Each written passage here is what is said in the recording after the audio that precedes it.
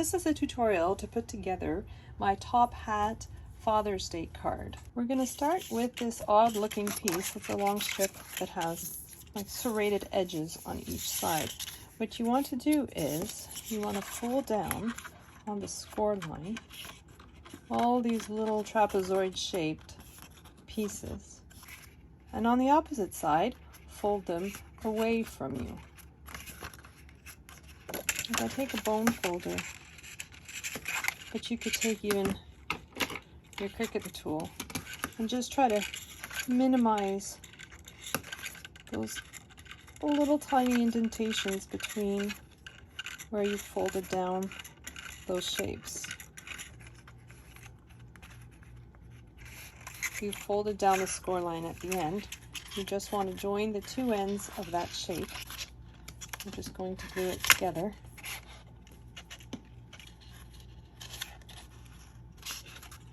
So next we're going to flip our hat upside down. You want all of those little trapezoid shapes to be pointing towards the center. Keep the seam at the top, flip it upside down, and then take one of your oval shapes and just put glue on the perimeter of the shape. You're going to drop it into the form that you've just created. You can take your bone folder, if you have a ruler or pokey tool. Just make sure that your oval is laying flat inside your hat. A little bit of glue missing on this one. Let's just reinforce it. Again, you can go around with your bone folder and try to flatten out some of the join pieces that pop out. And then you're going to take your second oval and glue it on top. You could put glue the entire surface of your oval. Place it so that it's directly on top of your other oval. Next, you're going to take one of the ovals that has the hole in the center and place it on top .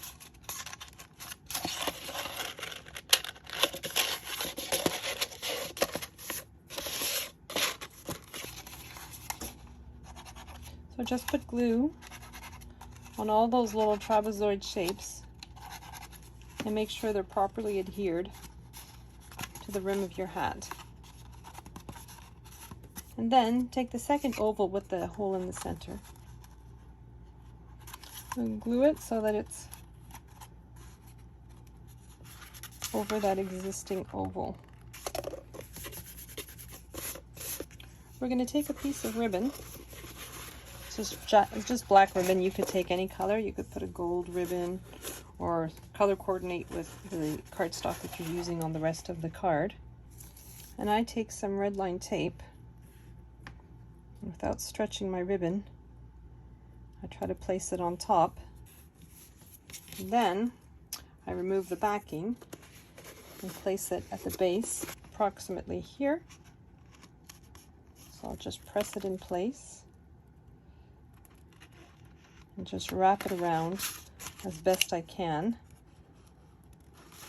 the base of my hat. To cover the join, I tried to mimic some of the pictures of the top hats, the old-fashioned top hats or hats from weddings that I saw online. So what I did is a little bit of red line tape, and I fold it in and inside again. And I'm going to put another piece of red line tape and just position it over the seam like this.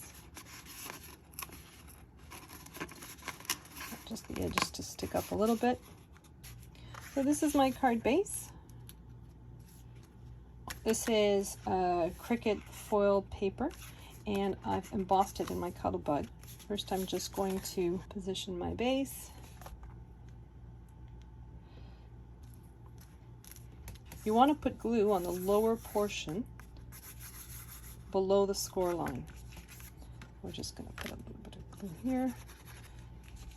And then you want to position other circle directly on top. So when it folds up, it lifts like this, like an easel.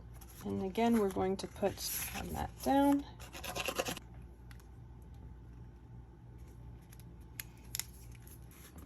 You could leave it like that. A lot of people put their message, their sentiment at the bottom. I like to decorate the back as well.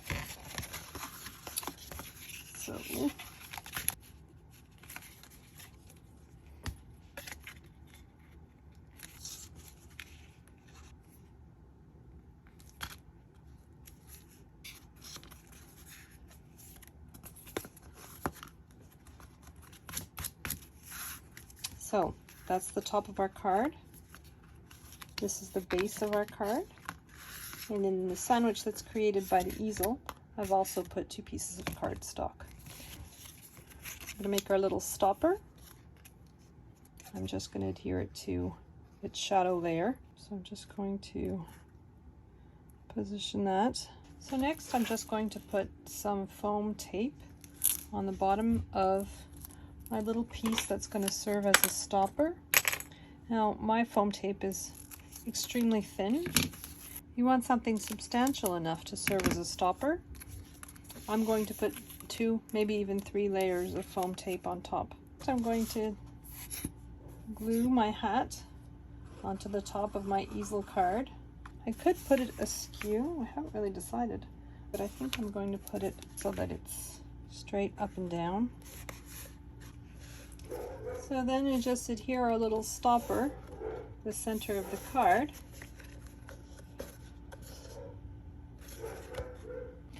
So next we're going to put the box together.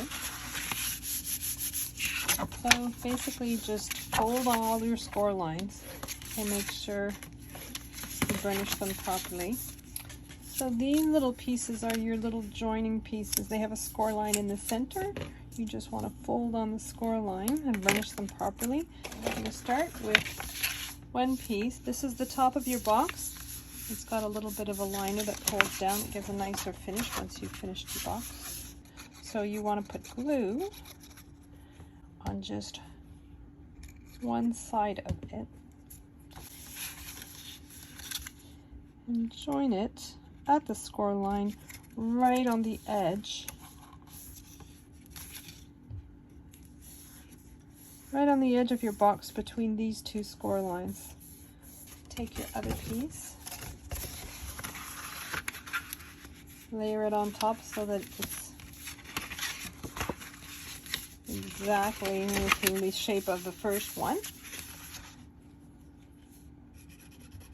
I'm putting glue on the other side of that tab and laying this part, your second part of your box, exactly on top.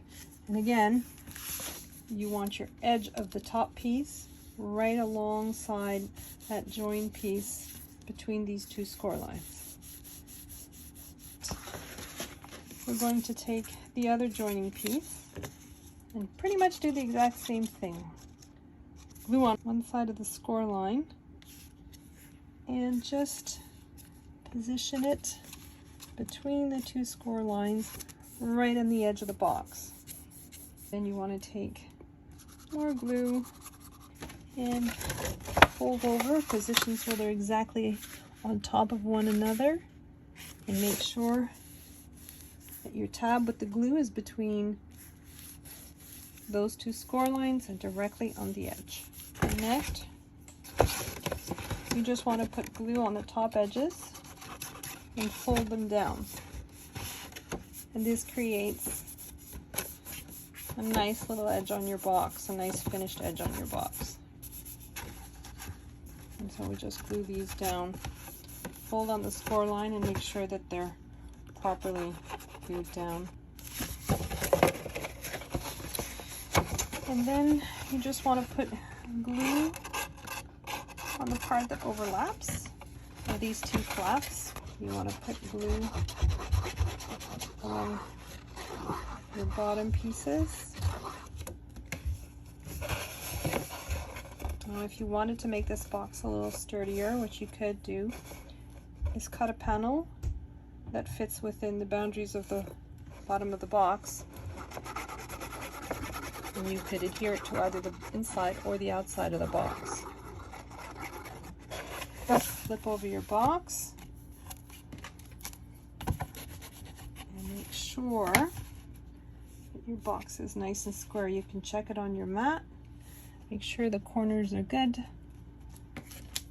And then just press down that glue. Now we're going to work on the lid.